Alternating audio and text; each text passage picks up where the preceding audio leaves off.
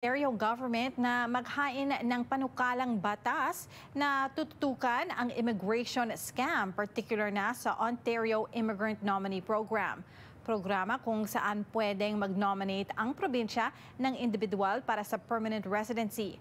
Ang payo ng Migrant Advocates Group sa report ni Teresa Redula.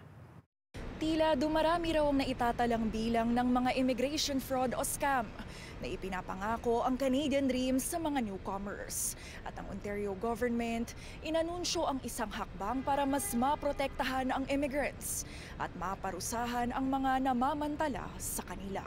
Going overseas, mag-work abroad is really truly a risk. Alam nila na there's so much money in it, so much money that they will also set up shop and make it look really good. Ganito inilarawan ng grupong Migrante Ottawa. Ang anilay panlilinlang ng mga nagpapanggap na immigration representatives o iba pang tinatawag na bad actors. We know a lot of cases dito. Meron pa kaming pending cases na hindi pa nila na ibabalik sa pera nila sa kanila dito sa Ottawa. Pero may marami pa kasi hindi sila also nag-share kasi nahihiya na sila na naloko sila. Sa Brampton, idinetalye ng provincial government ang panukalang batas na kung maipasa, tatargetin daw ang mga gumagamit ng Ontario Immigration Nominee Program o OINP para lokohin ang immigrants. We know there are bad actors who exploit vulnerable newcomers, scamming them out of their life savings, lying to them with a fake job acceptance letter, coercing them into forging documents, jeopardizing their immigration status, and some immigrants are forced into horrendous and even more exploitative situations. Sakaling maisabatas, kakailanganin na raw ang written contract sa pagitan ng immigration representatives at OINP applicants. Magbigay ng proof of registration o lisensya sa mga aplikante at siguraduhing pwede nilang matignan ang kanilang OINP application. Posible ring mas bumigat ang parusa sa pagbaba ng offenders ng 10 taon o habang buhay para sa offenses, tulad ng human trafficking o pagkuha at pagtago ng passports.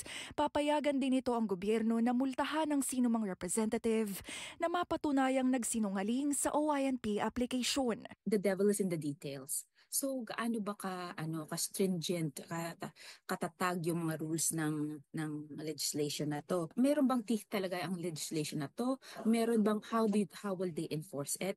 At saka ano ba yung mag-iimbestiga ba sila na talagang tutukan nila na kung sino talaga yung nagtitake advantage ng programa. Kamakailan naglabas ng video si Prime Minister Justin Trudeau kung saan aniya nakababahala ang pang-aabuso ng mga anyay bad actors sa immigration system.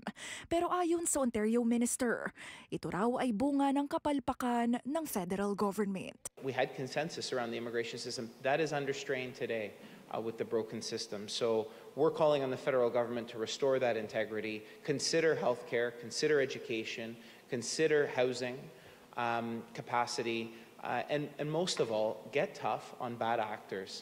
Payo ng Migrante Ottawa. Kung hindi sila nag-issue ng resibo, that's a red flag. Kung walang kontrata, mag-start ka na magduda and say red flag. Ayon sa Ontario Minister of Immigration, layo nilang ihain ang panukalang batas na ito sa susunod na linggo. Teresa Redula, Omni News, Toronto.